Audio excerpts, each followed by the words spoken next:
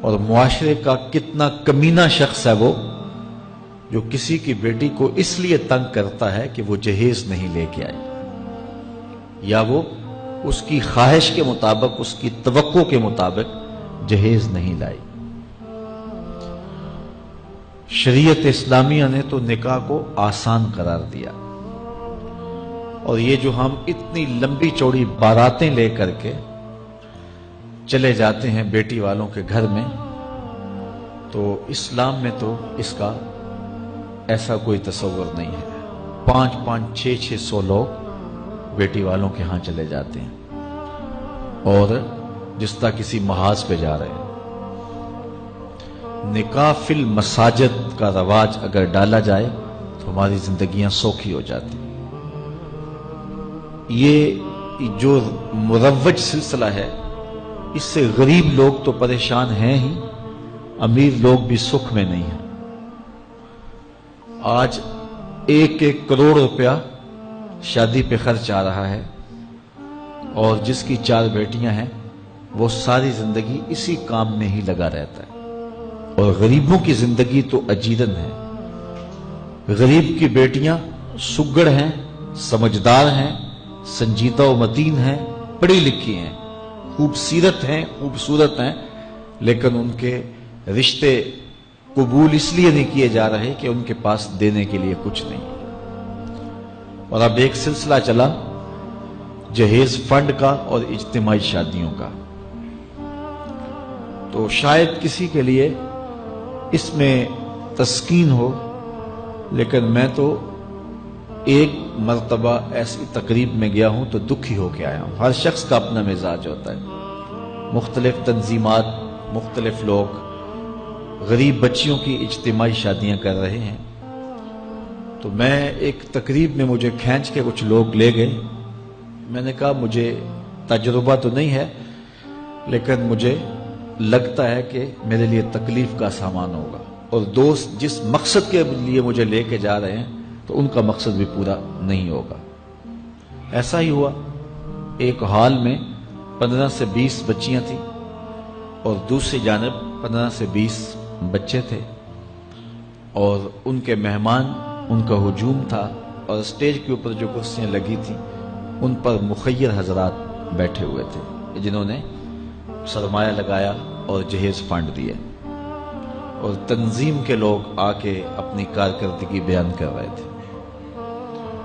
تو آخر میں انہوں نے مجھے کہا کہ ہم آپ سے کچھ سننا چاہتے ہیں، تو میں نے بیٹھے بیٹھے کہا کہ میں دعا کر دیتا ہوں، لیکن ان کا اصرار بڑا، تو میں نے مائک پہ آ کے کہا کہ انسان کی زندگی میں 3 موقع ہوتے ہیں جس دن وہ مہمان خصوصی ہوتا ہے، اور سب لوگوں کی نظر اسی کے چہرے پہ ہوتی ہے۔ ایک جب وہ پیدا ہوتا ہے تو کالا کلوٹا بھی ہو تو ساری بستی اس کا منہ دیکھنے آتی ہے، اور اسے بہنیں چاند کہہ کے پکارتی ہیں، چاہے اس کا رنگ گہرا سیاہ کیوں نہ ہو۔ دوسرا موقع انسان پر اس وقت آتا ہے جب وہ دولہا بنتا ہے، تو سارے لوگ اسی کو دیکھتے ہیں، اور وہ نگاہوں کا مرکز ہوتا ہے، اور چیف گیسٹ وہی ہوتا ہے۔ اور تیسرا وقت اس کے اوپر تب آتا ہے جب وہ چٹا لٹھے کا لباس پہنتا ہے، تو سارا شہر اس کا منہ دیکھنے آتا ہے۔ تو میں نے کہا ان غریب لوگوں سے آج تم نے یہ حق بھی چھین لیا۔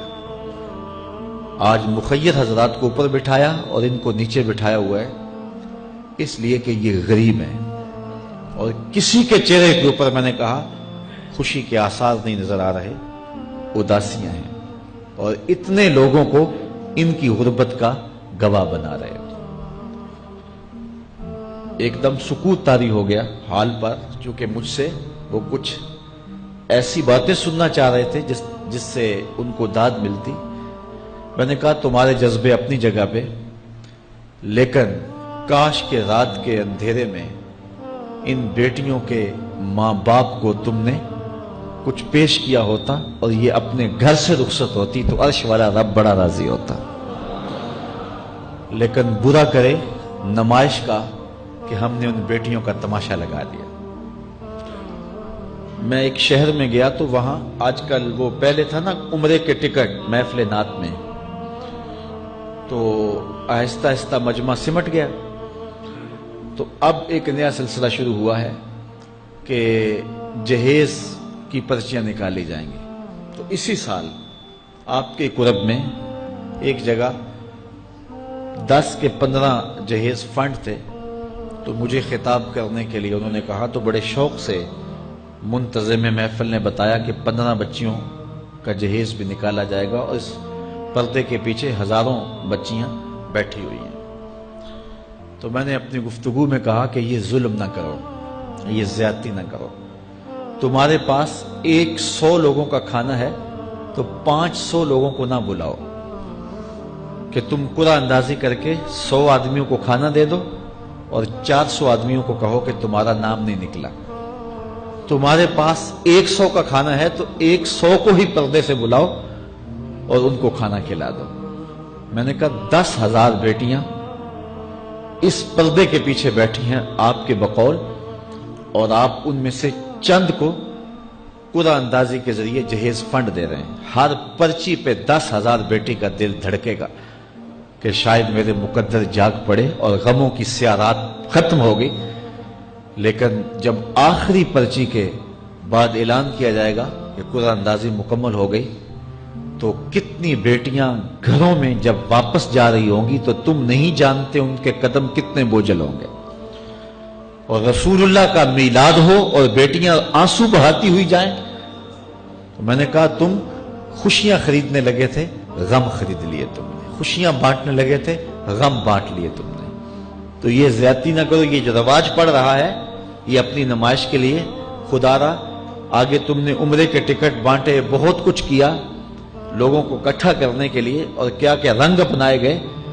میں نے کہا وہ اچھا تھا، چلو مجھے اس پر بھی بات ہے، لیکن چلو میں نہیں کرتا، لیکن یہ ظلم نہ کیا جائے کہ محافلات میں مجمع اکٹھا کرنے کے لیے جو ہے وہ غریبوں کی بچیاں بلا کر کے تو 10 کو آپ دے کے باقیوں کہیں کہ معذرت ہمارے پاس اتنا ہی تھا۔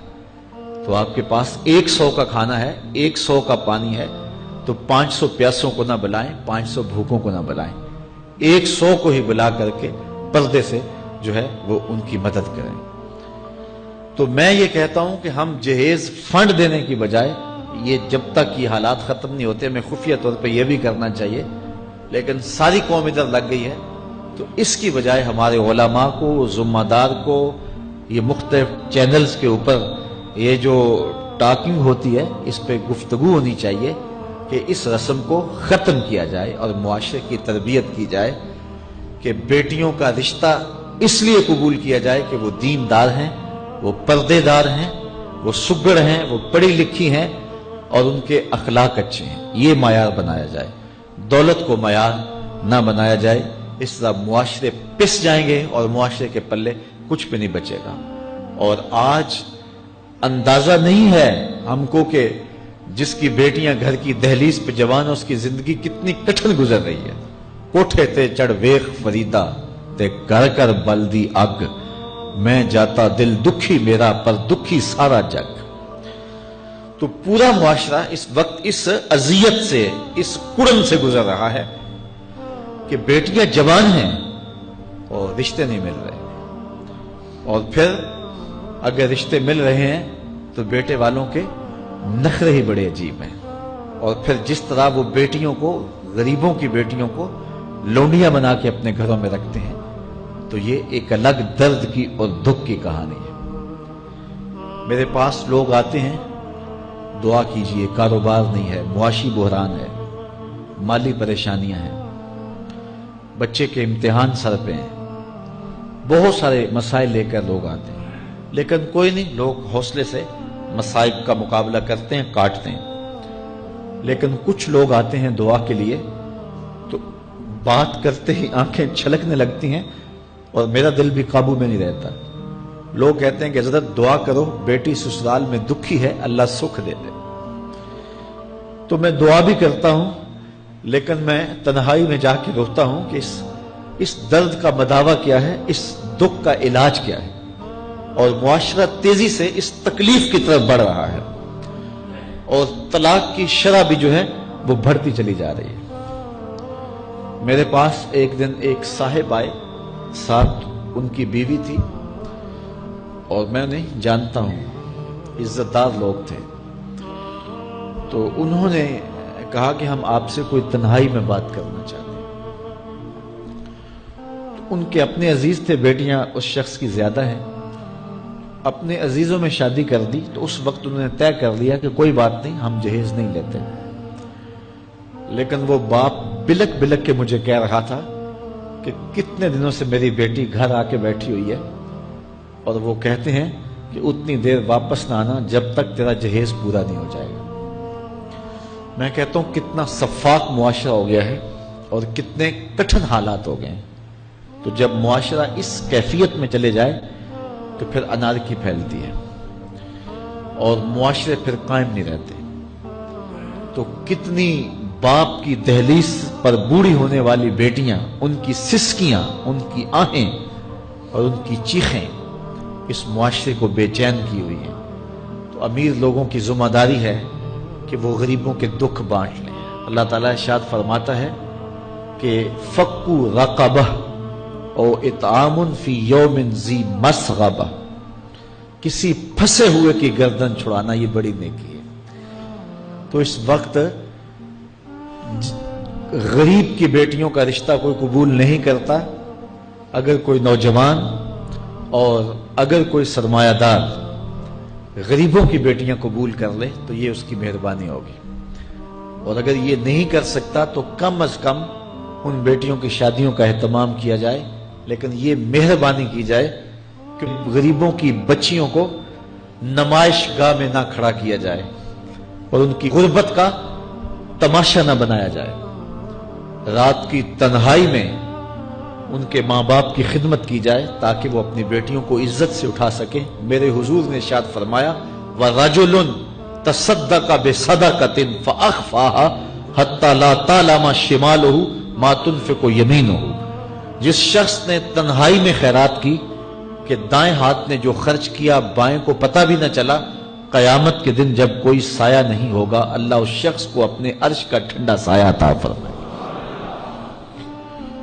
تو یہ جو اجتماعی شادیوں کا ماحول ہے، تو اگر اس کو ہم اس میں تبدیل کر لیں کہ غریبوں کی عزت نفس مجروح نہ ہونے پائے، تو اللہ تعالیٰ یہ توفیق نصیب فرمائے اور معاشرے کے اندر ایسے لوگ نکلیں جو معاشرے کے دکھ بانٹتے ہیں۔ اور علماء کو ممبر و محراب سے زوردار آواز اٹھانی چاہیے کہ یہ جو رسم پیدا ہو گئی ہے جہیز کی، اور اس کے بغیر بیٹیاں گھر سے رخصت نہیں ہو سکتی ہیں، تو اس کو ختم کیا جائے اور اس کے خلاف عملی جہاد کیا جائے، اور اس کے لیے امیر لوگ نمونہ بنیں۔ غریب لوگ تو نمونہ بن نہیں سکتے، مشکل ہے ان کے لیے، لیکن امیر لوگ اگر نمونہ بنے تو وہ بن سکتے ہیں اور معاشرے کے اس ناسور کو ختم کیا جا سکتا ہے، اور غریبوں کی بیٹیاں عزت سے اپنے پیا گھر سدھار سکتی ہیں، اور ان کو جو ہے ان کے ماں باپ کو تسکین کی اور چین کی نیند آ سکتی ہے۔ آج میں نے نکاح کے حوالے سے بہت ساری باتیں کرنی تھی، لیکن عنوان ادھر چلا گیا چونکہ یہ ایک سلگتا ہوا مسئلہ ہے اور ہمارے معاشرے کو کاٹ رہا ہے اور توڑ رہا ہے۔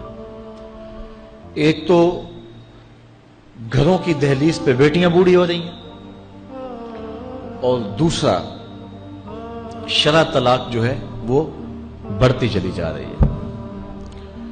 اس حوالے سے میں زیادہ لمبی گفتگو نہیں کرتا، صرف دو چار باتیں کہ طلاق اگرچہ مرد کا شرعی حق ہے، اور اگر نباہ نہ ہوتا ہو تو طلاق دینا ناگزیر ہو جائے تو طلاق دینا ہی پڑتا ہے، لیکن اس کے باوجود اگر کوئی شخص اپنی بیوی کو برداشت کرتا رہے تو قیامت کے دن رب کی رحمتوں کا حقدار ہوگا۔ جائز کاموں میں جو سب سے ناپسندیدہ امر ہے وہ طلاق ہے، اور جب کوئی شخص طلاق دیتا ہے اللہ کا عرش بھی ہلنے لگ جاتا ہے۔ امرأہ مردودہ اس خاتون کو کہتے ہیں جس کے شوہر نے اس کو طلاق دے دی اور وہ اس قابل نہیں ہے کہ اس کا دوبارہ نکاح ہو سکے. پہلے ہی بڑی مشکل نکاح ہوا تھا، بدصورت تھی، جہیز نہیں لا سکی تھی، تو پہلے بڑی مشکل نکاح ہوا تھا، اب طلاق ہو گئی تو اب تو اور زیادہ ہی مکان مشکل ہو گیا. تو وہ اپنے باپ کی دہلیز پہ بیٹھ گئی. آگے نکاح کا ارادہ بھی نہیں ہے چونکہ امکان باقی نہیں ہے. تو اس عورت کو شریعت میں کہتے امرأہ مردودہ، لٹائی گئی خاتون. حدیث میں آتا ہے کہ کل اس خاتون کے باپ کو اس کے گناہوں کی وجہ سے جہنم کا حکم ہوگا تو یہ جہنم اور اپنے باپ کے درمیان آڑ بن کے کھڑی ہو جائے گی اور رب سے بحث کرے گی کہ میرے مالک تو نہ مجھے عقل دی نہ تو نے مجھے شکل دی. سسرال نے قبول نہ کیا اور خامن نے دھتکار دیا. یہ ایک بوڑھا باپ ہی تھا جو مزدوریاں کر کر کے میرا پیٹ پالتا رہا. اس کے بڑے گناہ ہوں گے لیکن مالک میں تو اس کو جہنم میں نہیں جانے دوں گی.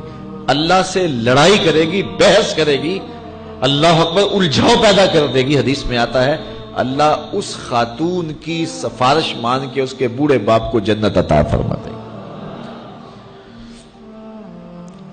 اگر طلاق دینا ناگزیر ہو جائے، بہت ضروری ہو جائے طلاق دینا اور اس کے بغیر کوئی دوسرا راستہ نظر نہیں آ رہا تو پھر بھی 3 طلاقیں اکٹھی نہ دیں. 1 طلاق دے دیں اور 1 طلاق دینے کا فائدہ یہ ہوگا کہ 3 مہینے کے بعد عورت فارغ ہے، آگے نکاح کرنا چاہے تو کر سکتی ہے. لیکن اگر 3 ماہ کے بعد، 4 ماہ کے بعد، سال کے بعد، 2 سال کے بعد اس نے آگے نکاح نہیں کیا تو دوبارہ ان کا پروگرام نکاح کا ہو جاتا ہے تو پھر واپس آنا آسان ہوتا ہے. تو لوگ یکمشت 3 طلاقیں دے دیتے ہیں اور پھر مسئلہ پوچھتے ہیں. تو چونکہ ہمارے یہاں کثرت احناف کی ہے اور واضح احکام جو شریعت کے ہیں وہ 3 اکٹھی طلاقیں اگرچہ ناپسند ہیں لیکن 3 طلاقیں اکٹھی 3 ہی ہو جاتی ہیں. تو پھر اس کے بعد اپنا مسلک بدلنے کی کوشش کرتے ہیں یا جو ہے وہ ایسے لوگوں سے فتویٰ دیتے ہیں جن کا یہ فتویٰ نہیں ہے اور ایک عجیب الجھن میں مبتلا ہو جاتے ہیں. اس لیے اگر ناگزیر ہو جائے طلاق دینا تو پھر بھی 1 طلاق دینی چاہیے. جو 3 طلاقوں سے حاصل ہوگا عورت سے الگ ہونا وہ 1 طلاق سے ہی حاصل ہوگا. اور 1 طلاق بھی طہر کی حالت میں دینا چاہیے، عالم حیض میں نہیں، چونکہ ان دنوں کے اندر مرد کا رجحان عورت کی طرف زیادہ ہوتا ہے. اس لیے شریعت نے طہر میں طلاق دینے کا حکم دیا ہے اگر کوئی طلاق دینا چاہے. لیکن اگر کوئی حیض میں طلاق دے دے تو پھر بھی طلاق ہو جائے گی. 3 اکٹھی دے دیں پھر بھی طلاق ہو جائے گی. لیکن